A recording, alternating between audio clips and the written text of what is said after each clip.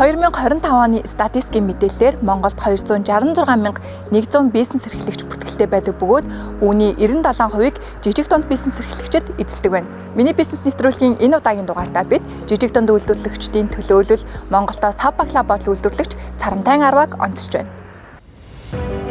Миний бизнес нэвтрүүлгийн зочин Жавхланбаяр. Царамтай Арваг компани үүсгэн байгуулагч Жавхланбаяр нь санхүү эдийн засгийн дээд сургуулийг нэгтлэн бодогч санхүүгийн чиглэлээр төгссөн. Тэрээр мэрэгсэн нэгтлэн бодогч мэрэгсэн аудитороор банкны салбарт 11 жил, мөн ард санхүүгийн нэгдэл 4 жил аудитын албаны захирлын албыг хассан. 2016 онд тэрээр Монголын сав баглаа боодлын салбарын ихэнх бүтээгдэхүүн импортын хараат байдалтай байгааг анзаарч энэ чиглэлээр бизнес эхлүүлэх санаагаа олжээ.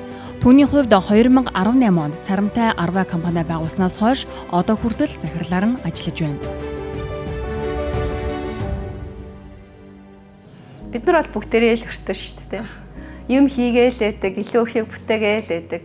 Гэсэн хэрнээ яг хөө мэдээж зах зээл дээр бий болгож байгаа үнцэн нэмэрдэг ажлын байрыг нэмэгдүүлж байгаа. Монголда үйлдвэрлэж байгаа дотоодын нийт бүтээгдэхүүнд одоо хувь нэмрээ оруулж байгаа гэдэг бол маш гоё юм том бол юм уран бол байгаад байгаа. Гэхдээ нөгөө талдаа болохоор манай компани хувьд нөөтийн өөр нэмэгдэж байна. Нийгмийн даатгалын өөр нэмэгдэж байна тий. Арилжааны банкнуудын өөр нэмэгдээл яваад байгаа. Тэгэхээр энэ мэдээж нөөтийг миний хувьд эдийн засаг одоо суурьтай гэсэн шүү дээ. Тэгэхээр яг ингээ харж ахаар далд эдийн засаг маш их байгаа байхгүй юу? Үнэхээр ил байгаа хитгэн компаниудынхаа болохоор ингээ бүр нөгөө хоньны морь шиг гэдэг юм уу те бүр ингээ ийм нурууг ингээ аваад байгаа байхгүй юу? Тэгэхээр далд байгаа эдийн засгийг ил болгоод тэгш юм байх юм болвол бас боломжтой гэж хараад байна. Монголд ер нь саяхныг хүртэл одоо Монгол брэндүүдийн одоо өнгө үзэмж ерөнхийдөө их гологддог байсан. Тэгээ саяхнаас бол ерөнхийдөө дэлхийн бүх брэндүүдтэй ингээ өрсөлдөхөөс маш гоё өнгөлөг болсон. Энэ нь ер нь танаа салбарын энэ хөгжил дэвшилтэд шууд хамааралтай гэж бодож байна. Ер нь бол хамааралтай. Бүтээгдэхүүнийг мэдээж хэрэглэгчд нь мэдээж олон жил хэрэгэлсэн хэрэглэгчд нь бол нөгөө үн цэнийг бол мэддэг. Гэхдээ анх одоо шинээр мэдлж байгаа Монголд одоо шинээр ингэж төрж байгаа брэнд дээр бол яалтчгүй сав баглаа бодол эхлээд тэр бүтээгдэхүүнийг зах зээлд таниулах бол хамгийн анхны ажлыг бол хийдэг гэсэн үг. Тэгэхээр хамгийн анхны ажил борлуулалт өөрөө амжилттай байх юм бол тэр брэнд зах зээл дээр амьдрах одоо амьдралынх нь одоо өмчлөгийн хугацаа урт байх боломжтой байдаг. Ер нь дэлхийн энэ салбарын чиг хандлага яаж явдгийг монголчууд ер нь ямар хуу шатанд нь явдсан бэ? Ер нь технологи болон зарим нэг талаар хоцрогдол энэ төр байдаг уу? Мэдээж байгаа яа. Тэгэхээр бид нар чинь яг энэ салбарын нөгөө онцлог нь гэх юм бол түүхийд болон одоо үйлдвэрлэж байгаа бүтээгдэхүүний нөгөө технологи нь бүгдээрээ ингэж гаднаас их өсвөртэй бид нар ч юм бол үйлдвэрлэгч орн биш болохоор түүхийд бол импортоор авчирдаг. За тэгээд олон улсад одоо технологи яаж дэвшижээ тэрийг Монголда хамгийн хурдан копи пест хийх нь л чухал байгаад байгаа. Тэрнээс биш бид нар дэлхийн одоо стандарттай олон улсын жишгээс бид нар төрүүлж үйлдвэрлэх бол боломж бол байхгүй. Хоцрогдол ер нь сав баглаа боодлын одоо технологи өөрөө хаана байдгийг дээрээс нь сав баглаа боодлын үзэсгэлэнгүүд хаана болдог дээр манай компани хувьд болохоор маш хурдан ингэж судалж ингэж явдаг. Тийм болохоор тэрэнд оролцсонгуудаа буцаагаад хэрэглэгчээ одоо таны сав баглаа боодлыг чинь ингэж үйлдвэрлэдэг болсон байна олон улсад. Тэгэхээр та хэд бид нар одоо энэ технологиг Монголда нэвтрүүлчлээ. Тэгэхээр танах одоо ингэж одоо бүтээгдэхүүнээ тий дараагийн шатанд нь гарах боломжтой юу гэдэг дээр одоо бүтээгдэхүүн хөгжүүлэлтийн албатаа нь бид нар одоо хамтарч ажиллаж ингэж бүтээгдэхүүнийг хөгжүүлж одоо бүтээгдэхүүнийг илүү нөгөө нэг сав баглаа боодлын дараагийн шатанд гаргаж бол явдаг. Таанх ер нь бизнесийнхаа санааг яаж олсон бэ? Энэ тухайга бидэнд яриач.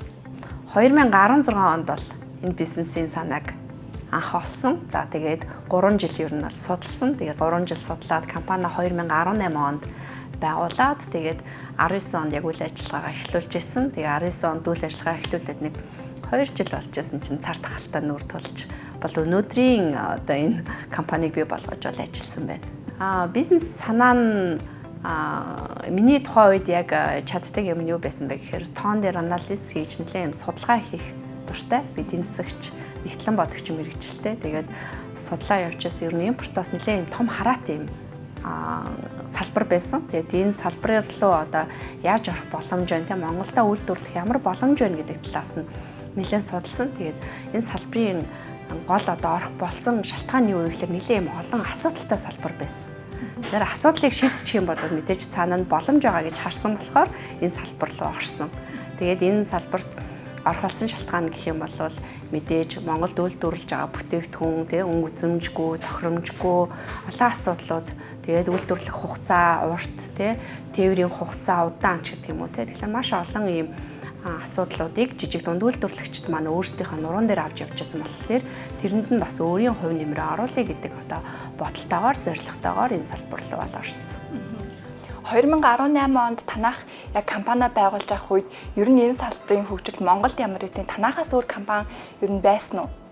Монголд бол энэ салбар тухайн үед болохоор 78% нь 2018 онд тий 78% нь импортоор шийдэгдэжсэн. Тэгээ одоо бид нар бол яг тодорхой хэмжээг Монголдо үйлдвэрлэж байгаа одоо нөгөө үйлдвэрлэгчдийнхаа цар хэмжээг бол өсгөө явж байгаа. Гэхдээ тэр энэ бол ихэнх нь дийлэнх нь бол импортоос хараад хэвээрэл байгаа гэсэн үг. Тэгэхээр нөгөө дотооддоо үйлдвэрлэж байгаагийн давуу талыг бид нар дотоодын үйлдвэрүүд маань бий болгож ажиллах нь одоо ажиллаж чадах нь ер нь бол Монголд үйлдвэрлэж байгаа үйлдвэрлэлийг илүү том хөгжүүл, илүү хурдцтай байх тал дээр нь бол дэмжлэг болж бол сонголтыг бид нар Монголд авч үлдэх нь бол чухал байгаад.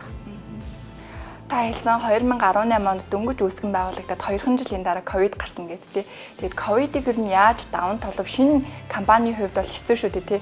Тэгэхэд ингээд яг даван тулаад одоогийн төвшөнд компани гаргачихсан байна. Ер нь хэр хэцүү байв, яаж даван тулав? Ганц манай салбар биш дэлхийн нийтээр тий энэ ковидын үед бол нэлээд хүндрэлтэй байсан. За тэр үед яасан бэ гэхээр Царамтай Арва гэдэг компанид те этгээд харилцагч нь болсон байсан компаниудынхаа бол нийлүүлэлтийг манайх нэг ч өдөр таслаагүй. Нэг ч өдөр манай үйлдвэр бас зогсоогүй. Тэгэхээр тэндээс бид нар өнөөдрийн одоо энэ компани чинь те итгэл дааж одоо харилцагчийнхаа бүтээгдэхүүний нийлүүлэлтийг таслаагүй нь өнөөдрийн Царамтай Арва үйл ажиллагаа өргөжин тэлэх те энийг бол болж байгаа гэж харж байгаа. Тэгэхээр тэр үед бол мэдээж бүх зүйл амаргүй байсан. Урд өдөр нь ажиллаж исэн ажилтан маргаашны эрэг болоод ажилдаа ирэхгүй байх тий. Тэгээ 100% гайлаас хамааралтай түүхийн эд тасалдах. За хизээ одоо хил дээр байгаа ачаа хизээ ирэх нь тодорхойгүй нөхцөл байдал байх гэл бүхэл зүйл тодорхойгүй нөхцөл байдалд бид нар хамтын өвчээр манай хамт олон бол давж гарсан гэж харж байгаа.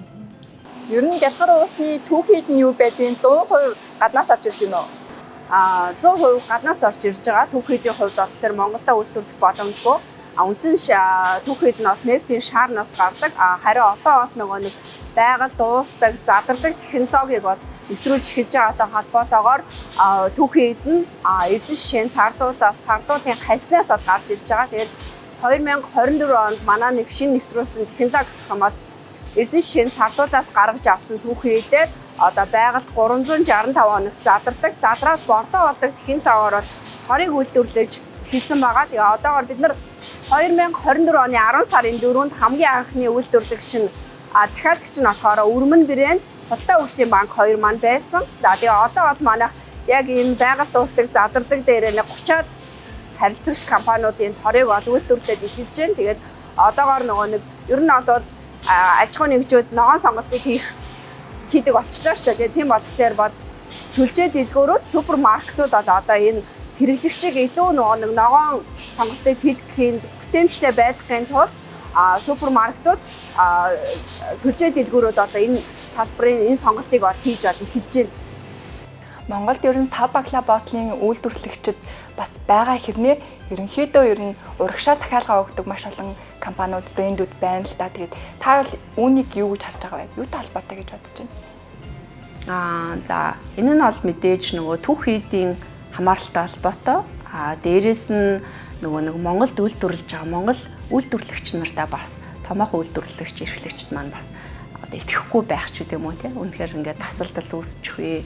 Дээрээс нь нөгөө үнэхээр өнгө үзэмжтэй байдлыг бий болгож чадж гинэ гэдэг дээр нь бас баттай итгэх одоо нөгөө цаг хугацаа бас хэрэгтэй л байгаа л да. Тэгээ манайх одоо үйлдвэрлэгдээд үйл ажиллагаа үйлдвэрлэлээ бий болгоод 6 жил болж байгаа хэрнээ бас тодорхой компаниудад бас одоо хүлээн зөвшөөрөгдөд эхэлсэн тий.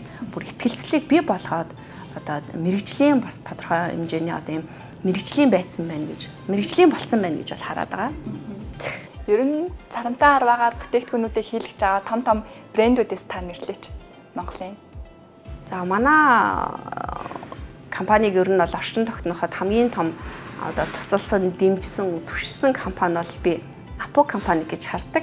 Нэлээд том зах зээлтэй бол нэлээд том компани байгаа. Апо компани одоо шалгуурыг давж нийлүүлэлт хийнэ гэдэг бол биднэрт нэлээд том челленж байсан хамт олонны хувьд. За тэгээд тэрийг одоо бид нар тэр шалгуурыг даваад нийлүүлэлтийг хийгээд нэг бүтээгдэхүүний 30%-ийг хийж эхэлжсэн бол бид нар 3 болоод 6 болоод 18 болоод одоо бид нар ингээд 6 дахь жилдээ бол ингээд хамтраад ажиллаж байна.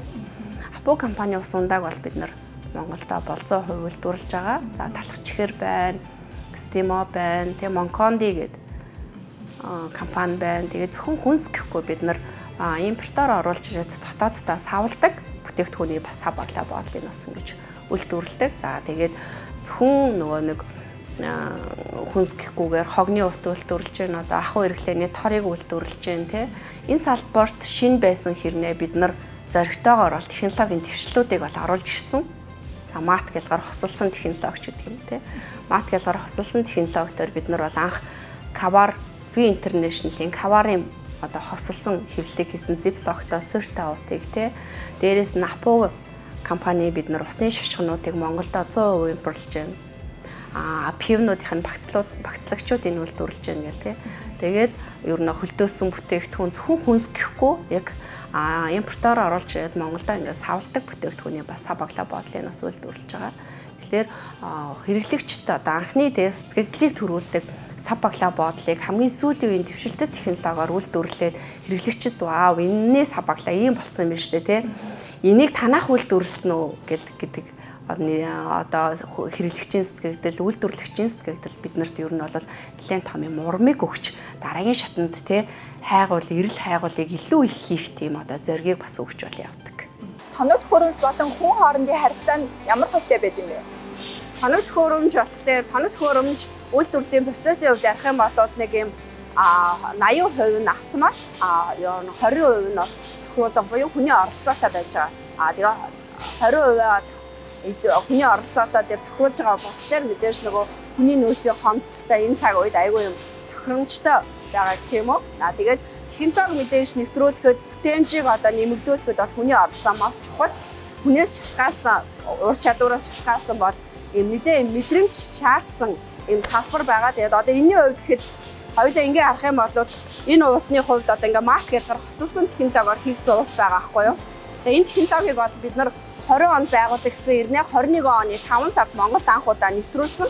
Тэгээ энэ технологи дээр бол одоо бол яг салбартаа бол ингээ анхдагч болоо явж байгаа. Тэгээ ингээ харах юм бол ингээ маш нарийн ичнээ 80% нь одоо ингээ тоног төхөөрөмж хийж байгаа ч гэсэндээ энийг 20% нь хүний оролцоотой байгаа ч гэсэндээ энэ дээр маш хүний нөгөө нэг нарийн ур чадвар мэдлэг шаарддаг юм технологи байгаа. Тэгэхээр энэ нь бол нөгөө нэг тоног төхөөрөмжөөр шийдэж байгаа ч гэсэндээ хүний ур чадвар нэлээд юм оролцоотой салбар. Тухайн брендийн дизайнерын гаргасан одоо нэг зургийг та бүхэн бодит алган шүү дээ тий. Тэгээ одоо нэг өнгө зөрөхөд л бол ерөөс асуудал үүснэ. Тэгэхээр одоо эрсдлээ яаж тасдаг вэ? Нэг өнгө буруу гарлаа гэхэд хэдэн мянга зуугаараа юм гологдол болох ч юм уу тиймэрхүү тохиолдлууд гардаг байсан уу? Гарна. Хамгийн анхны харилцагч Апо компани гэж ярьсан шүү дээ түрүүн. Тэгэхээр хамгийн анхны одоо Апо компани одоо тэр нөгөө юу н стандарт нь айгүй өндөр байхгүй юу. Тэгэнгүүт одоо шугамны одоо нэг хар зураасыг 10 салгаж ярьдаг компани шүү тий. Тэгэхээр тэрийг одоо хангаж одоо тэр стандартыг давсан одоо чанарыг бид нэр үйлдвэрлэнэ гэдэг бол нэлээд юм өндөр хариуцлага байсан. За тэгэнгүүт тийм олон юм технологийн хувьд те импортоор шийдэгдчихсэн юм Монголдо үйлдвэрлэнэ гэдэг бол технологийн хувьд хүмүүсийн ур чадварын хувьд дээрээс нь бидний нөгөө нэг мэдлэг мэдээллийн хувьд бол маш олон тийм бүтлгүүтлэг байсан. Тэр бүтлгүүтлийг бид нар давсны үдсэн дээр өнөөдрийн бол энэ компани бол өнөөдөр нүүр бартан те одоо твшлийг нэвтрүүлсэн шүү. Манайх энийг хийж чаддаг шүү гэдэг бол мэдээллийг бол тарааж л ажиллаж байна. Ер нь танах өдөрт хичнээн сав баглаа боол үйлдвэрлэх хүчин чадалтай вэ? Бид нар тоног төхөөрөмжийнхаа хүчин чадлыг бүрэн тооцоод үйлдвэрлэх юм бол өдөртөө бол 5 тонн бүтээгдэхүүн бол үйлдвэрлэх боломжтой. Гэтэ бид нар одоо бол яг үйлдвэрлэлийн хүчин чадлын ер нь бол 47% нь ашиглаж байгаа. Тэгээд сав баглаа боолын хувьд бол бид нар анхдагч гэсэн олон технологиг нэвтрүүлж байгаа хэрнээ бид нар бас ISO стандартыг бас үйлдвэрлэлээр нэвтрүүлээд баталгаажуулалтаа авах гэж байгаа. Бид нар 924 онд болохоор хүнсний стандартын 22,000 болон менежментийн 9,001-ийг бол үйл ажиллагаагаар нэвтрүүлсэн. Тэгээ 25 онд бол энэ менежментийн стандартууд бол баталгаажуулалт хийгдэн. Тэгэхээр сав баглаа буудлын дээр болохоор хамгийн анхны 22,000-ыг хэрэгжүүлсэн бас хүнсний үйлдвэрлэгч сав баглаа буудлын үйлдвэрлэгч болохоор зорилго тавиад ажиллаж байгаа. Нөгөө гадаадд импортоор шийдэгдэж байхад бол өнгөний бүтлгүүтэл маш их байдаг байхгүй юу? Тэгэхээр дотоодд үйлдвэрлэж байгаагийн давуу тал нь юу байх вэ гэхээр өнгөний бүтлгүүтэл гарах боломжгүй гэсэн үг. Тэгэхээр тухайн компани захиалга өгөнгүүт манай үйлдвэр дээр ирээд өөрийнхөө өнгийг баталдаг. Тийм. Тэгэхээр нөгөө нэг айгүй олон бүтээгдэхүүнийг үйлдвэрлэсний дараагаар таны өнгө энэ байна гэж үзүүлэх биш, бүтээгдэхүүн өөрөөр дөнгөж үйлдвэрлэгдэхэд та яг ямар өнгийг хүсэж байгаа тэр өнгөөр нь бид нар үйлдвэрлэх боломжтой байдаг. Тэгэхээр энэ нөгөө нэг дотооддоо үйлдвэрлэж байгаагийн давуу тал нь бол энэн дээр бас ингээд үүсээд явах боломжтой байгаа юм.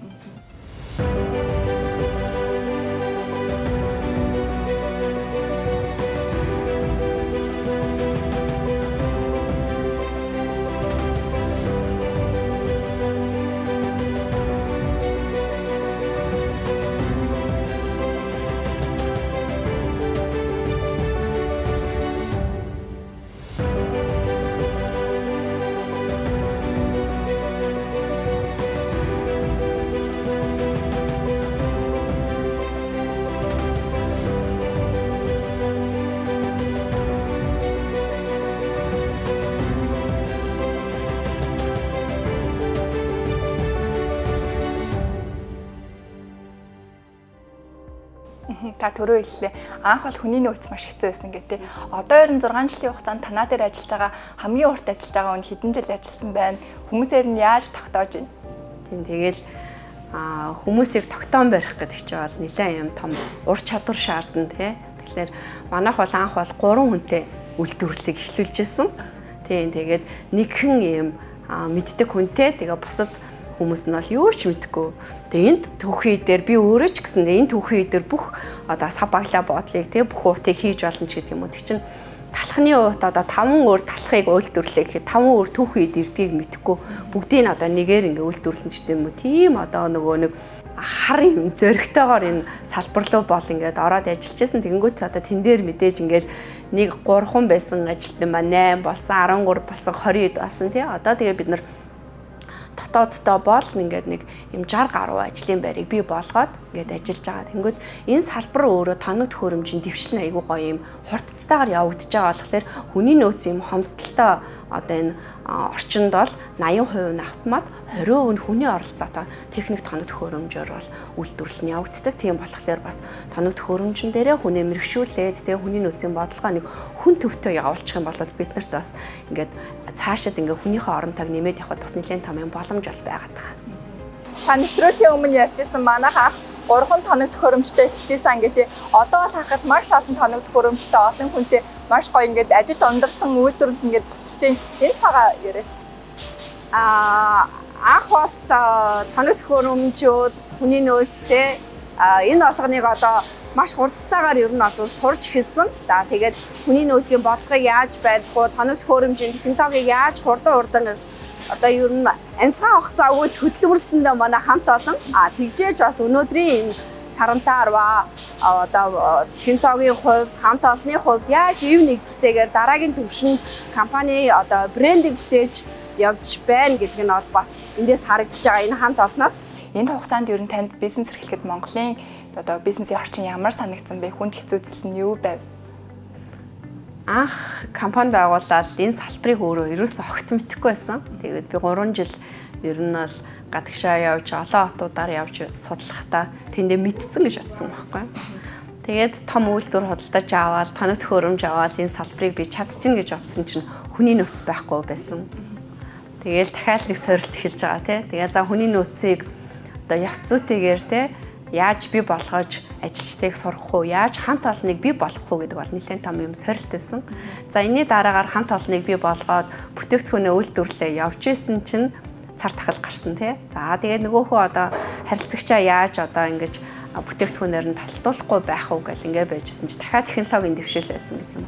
Энэ болгоныг ер нь бол бид нөгөө давааны цаадах даваа гэдэг шиг ер нь даваал явж байгаа. Гэтэл нөгөө нэг тэрэнд нөлөөлөх орчин өөрөө татварын орчин тий хууль эрх зүйн орчин бид нарыг болно тодорхой хэмжээгээр нэг жоохон дэмждэг байгаад өгвөл зүгээр байгаа юм. Тэгэхээр дотооддоо үйлдвэрлэж байгаа компаниудыг жоохон юм хамгаалах тий түүхий эдийн оруулж ирэхтэй хөнгөлөлтөө. Дээрээс нь Монголдо байхгүй одоо юм импортыг оруулсан үйлдвэрлэлийг бий болгож байгаа үйлдвэрүүдийн одоо тоног төхөөрөмжүүдийн гайл нөхтөөс хөнгөлсөн ч гэдэг юм уу тий тийм чиг баримжаа бас бодлогын хувьд ороод ирэх юм бол бид нарт аюулгүй том дэмжлэг олно. Тэгээд тийм юм байхгүйгээс олж бид нар бол тоног төхөөрөмжөө арилжааны банкны зээлээр худалдаж аваад орж ирж байгаа хэрнээ бас тоног төхөөрөмжийг оруулж ирж байгаа гайл нөтийг бид нар бас борлуулалтынхаа орлогоос төлөөдөл ингээл явж байгаа. Гэтэл энэ нөгөө нэг тоног төхөөрөмж чинь орж ирэх өгөөж нь өөрөө хүнд байгаад байгаа шүү дээ. Тэгэхээр дотоодын үйлдвэрлэлийг жоох хамгаалсан бодлого байвал зүгээр байгаа байхгүй юу? Магадгүй одоо бид нар энд тор үйлдвэрлэж ийлаа гэхэд тор үйлдвэрлэж байгаа бэлтцийг оруулж ирдэг түүхий эдийн оруулж ирдэг компаниудынхаа татварын тодорхой хэмжээгээр бууруулад өгдөг. Бэлэн торыг импортоор оруулж ирэх юм бол тэрний одоо татварын жоох өсгөөд өгдөг ч гэдэг юм уу те. Ийм хууль эрх зүйн зохицуулалт байх юм бол мэдээж үйлдвэрлэгч эрхлэгч нарт бол нэлээд юм таатай орчныг бол бий болгож чадхаар байгаа. Жижиг дунд үйлдвэрлэл эрхлэхэд мэдээж хөрөнгө мөнгөний асуудал маш шаардлагатай. Тэгээд танайхаар өнгөрсөн хугацаанд жижиг дунд үйлдвэрлэлийн сангаас ч юм уу олон улсын байгууллагуудаас ямар нэгэн тусал дэмжлэг авч ирсэн үү? Манай болохоор арилжааны банкны ер нь олж зээлээр үйл ажиллагаагаа эхлүүлж ирсэн. За тэгээд 2019 онд жижиг дунд ийг дэмжих зээлийг бол нэмэлтээр авсан. За тэгээд манай арилжааны банкны зээлүүд маань бас нэг тийм хөрөнгө оруулалтын шинжтэй биш байгаад байна шүү дээ. Тэгэхээр үйлдвэрлэлийг ер нь олвол Монголд ингээд хөгжүүлэхэд хөрөнгө оруулалт маань бас шийдэгдэж байгаа хөрөнгө оруулалт маань бас тэмж тохиромжтой биш л байгаад байгаа. Гэтэ бид нар бол тохиромжтой биш ч гэсэндээ одоо тэр зээлийг аваад тоног төхөөрөмжөө өргөжүүлээд үйлдвэрээ бол бас нэлээд ингээд томруулаад үйлдвэрийнхээ барилгыг бас томруулаад ингээд бол үйл ажиллагаагаа тэлээд л ажиллаад л яваад байгаа. Энэ нэвтрүүлгийн хугацаанд ер нь маш олон жижиг дунд үйлдвэрлэл эрхлэгчтэй уулзчихлаа. Тэгээд ер нь ихэнх нь нөөтийн болон ер нь татварын ийм одоо дарамтанд байдаг тухайгаа ярьжсэн. Таны хувьд ер нь ийм тохиолдолд орж ивүү ямар байна?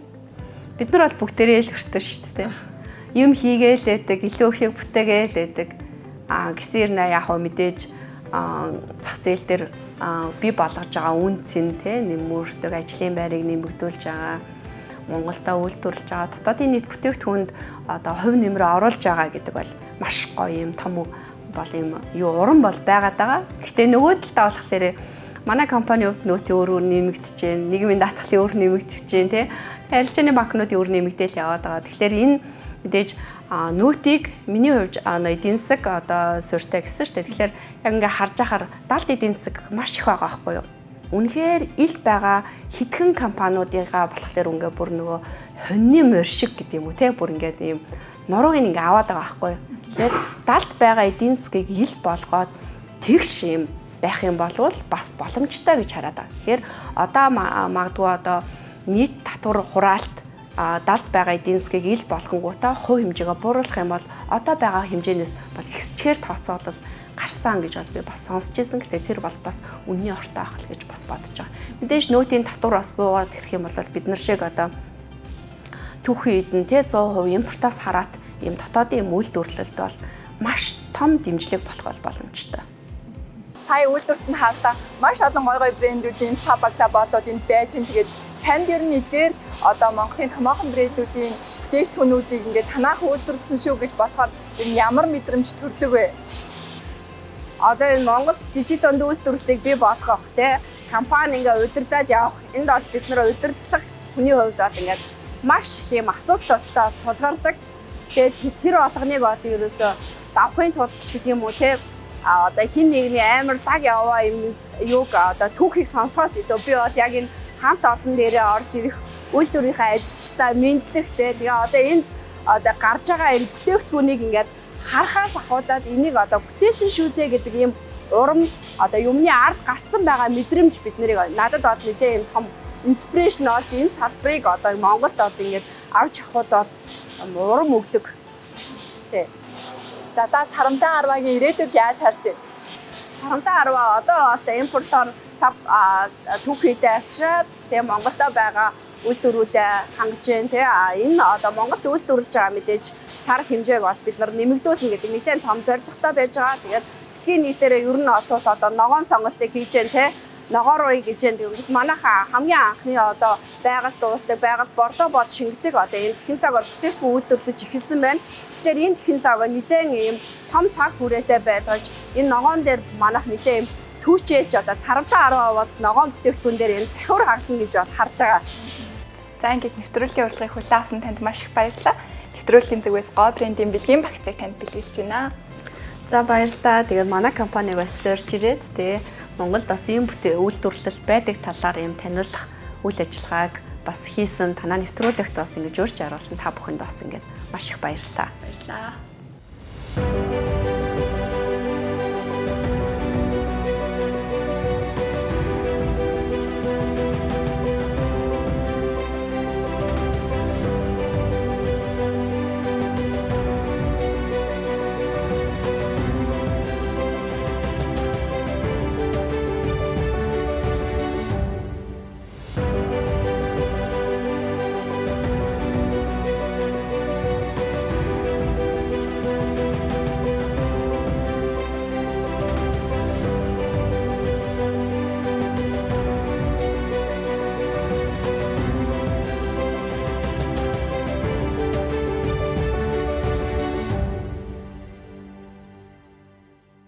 Миний бизнес нэвтрүүлэг танд хүрлээ. Дараагийн дугаартаа бид Монголын ноос ноолрын салбарт бизнес эрхлэгч эмэгтэй түүхийг хүргэх болно.